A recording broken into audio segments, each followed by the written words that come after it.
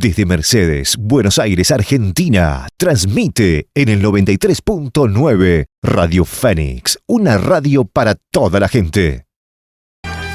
El próximo sábado, 28 de febrero a las 20, ProArte Mercedes, Centro de Egresados del Colegio Nacional Florentino Ameguino, presenta su primer concierto de la temporada 2026.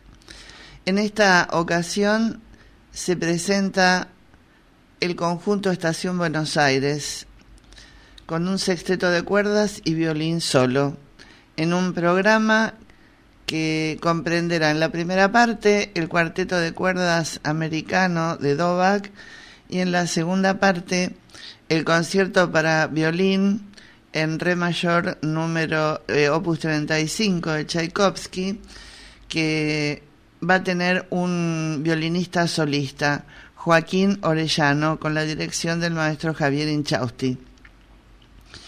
Nosotros estamos en comunicación con el maestro Joaquín Orellano, a quien ya le estamos dando los buenos días. ¿Qué tal, maestro? Buen día, ¿cómo le va? Buen día, muy bien, muy bien.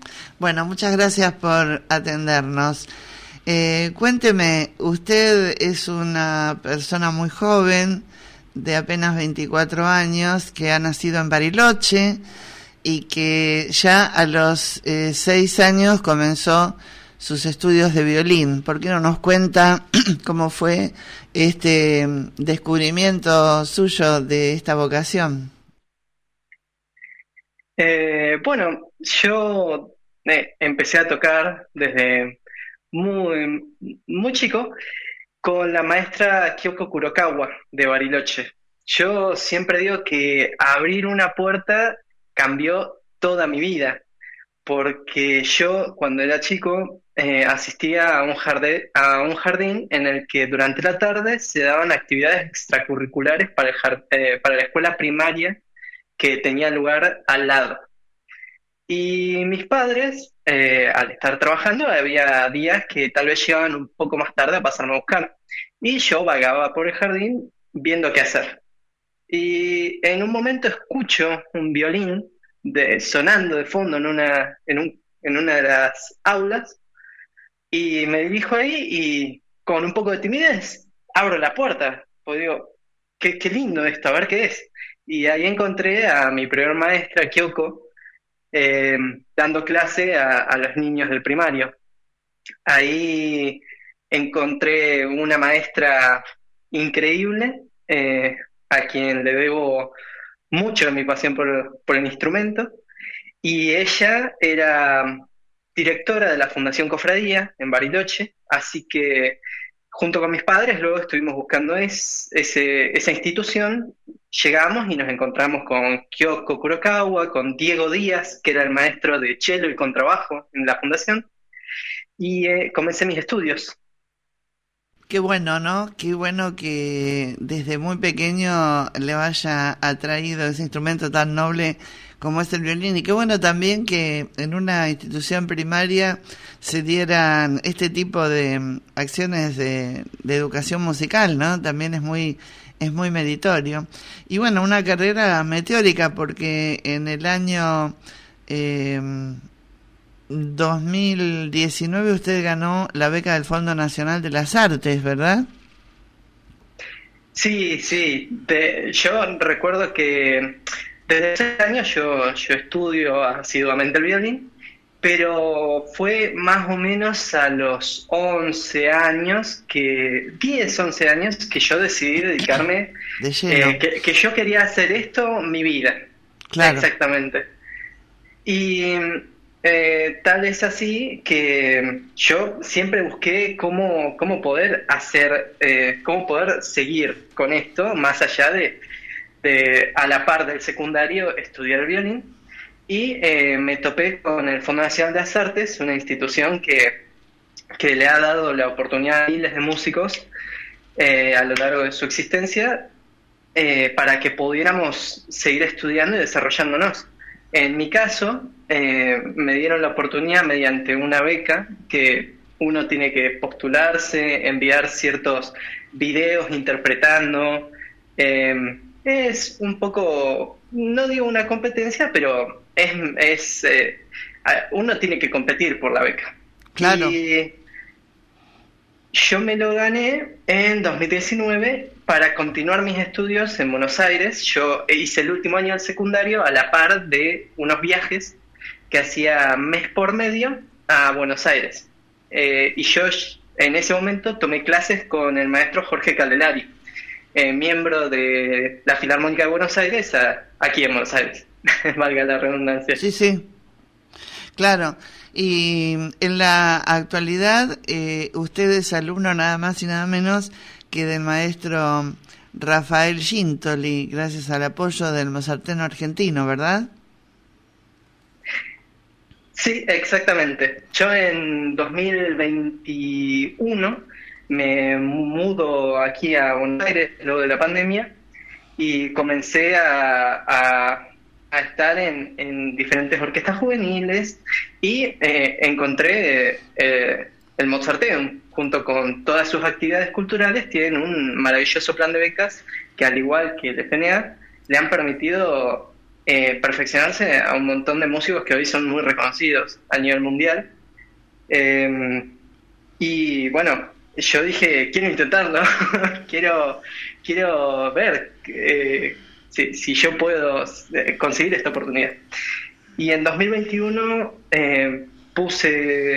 me puse manos a la obra, grabé todas las obras que pedían, conseguí las cartas de recomendación y todo. Y en 2022 conseguí hacerme ganador de una de las becas y poder estudiar con el maestro Rafael Gintoli, con el cual estoy actualmente tomando clase. Lo conocemos al maestro Rafael Gintoli como ejecutante, que es maravilloso, y bueno, como persona también, porque quien habla ha tenido la oportunidad de hacerle numerosas entrevistas, es una persona encantadora. Pero ¿cómo es como maestro Rafael Gintoli? Él es maravilloso. Él consigue que uno se fanatice por el estudio del instrumento, lograr esa... Y es algo muy complicado, porque uno siempre... es fácil cuando uno estudia tan microscópicamente algunas cuestiones desalentarse, porque al estudiar tanto ese funcionamiento descubre que es mucho lo que hay por hacer. Pero el maestro Gintoli tiene una cualidad, no lo puedo poner en palabras, pero hace que uno se emocione por todo lo que le falta hacer y también va a tener constancia de uno lo que va haciendo, porque si bien es mucho y el violín o cualquier otro instrumento es algo que ha estado siglos con nosotros y hemos estado perfeccionando durante siglos la técnica, uno va abarcando y va haciéndose con un repertorio de técnica. Y el maestro Gintoli es esa persona que logra que uno se emocione por todo eso, que vea eso y se emocione al encararlo. Y eso me parece increíble. De más está decir que a mí me parece que él es uno de los mejores maestros de la Argentina y que, bueno, ha tenido alumnos que demuestran eso. Xavier Inchausti, Pilar Policano. Claro, seguro, que justamente Inchausti va a estar dirigiendo en esta oportunidad el sexteto, ¿no? Así que bueno, va a ser muy interesante este concierto. Y pasando ya al concierto en sí, ¿por qué no hablamos un poquito de las obras? En particular, del concierto de Tchaikovsky, que fue una de sus obras más importantes, el único concierto que escribió para violín, y que tiene una historia, ¿no?, detrás de sí, porque es tan enmarañado, tan complejo desde el punto de vista de la técnica, que cuando se iba a estrenar muchos instrumentistas de violín se negaron a ejecutarlo, ¿no? ¿Por qué no nos cuenta un poco acerca de este concierto y de cómo se siente usted afrontando una obra de tanta magnitud? Bueno, sí, es como muchas obras del repertorio, ha sido objeto de algunas críticas, tanto a cada compositor le ha tocado un poco de esto. Mendelssohn, cuando revisó con un violinista, tuvieron que reescribir muchas de las cosas de su famoso concierto en mi menor. Sibelius tuvo que reescribir el último movimiento durante la primera ejecución porque era muy difícil. Creo que todo está acompañado también de lo que dije antes, de que el violín, el cello, todos los instrumentos son instrumentos que nos han acompañado durante mucho tiempo. Y durante ese tiempo los ejecutantes han desarrollado diferentes técnicas para las diferentes músicas que han sonado a lo largo del tiempo. Uno, si bien tiene complejidades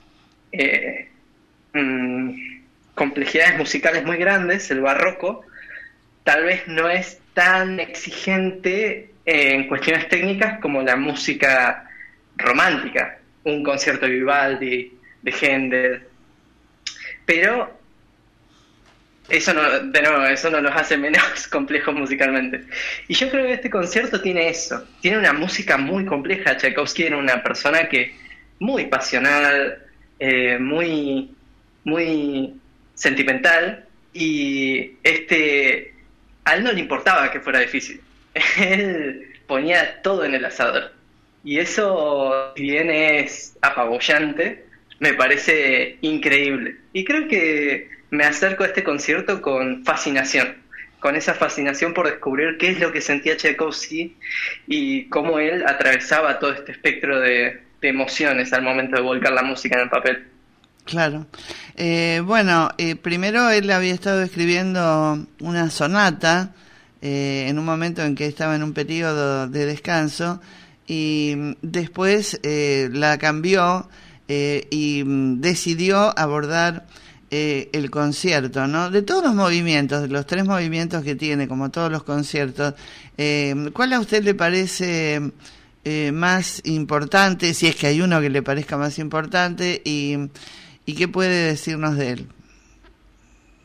Yo creo que el más característico es el primer movimiento, ¿verdad? Es del que todos sacamos el tema, es el tema que todos recordamos al recordar este concierto, el pom pom parararararara. Pero creo que todos los movimientos tienen algo único. El primer movimiento tiene esta maravillosa línea lírica, pero también tiene como unas líneas de arrebato, de pasión, pero todo con una rigurosidad que ahí yace la dificultad, me parece. Creo que tiene que ser como esta cosa pasional, pero medida, con su justa medida. Claro. El segundo movimiento tiene un lirismo y una introspección hermosa, muy cálida, muy oscura por momentos, y por otros lo opuesto justamente. Y el tercer movimiento tiene esta ligereza, esta danza. Tchaikovsky era alguien que escribía para ballet, y creo que en el tercer movimiento es algo muy veloz, muy ligero. Claro. Entonces creo que si bien el primer movimiento es como el más, no sé si importante, pero el más icónico, todos los movimientos tienen algo muy disfrutable dentro de sí. Seguro. El propio Tchaikovsky, ¿no? En una oportunidad lo interpretó. Era un hombre muy versátil, ¿no? Tchaikovsky creo que fue uno de los músicos rusos sin lugar a dudas más importantes y que hubo, y que además nos dejó obras, como usted dice, ¿no? Icónicas, únicas, que aún hoy están en el imaginario colectivo de la gente, ¿no? Porque son realmente maravillosas.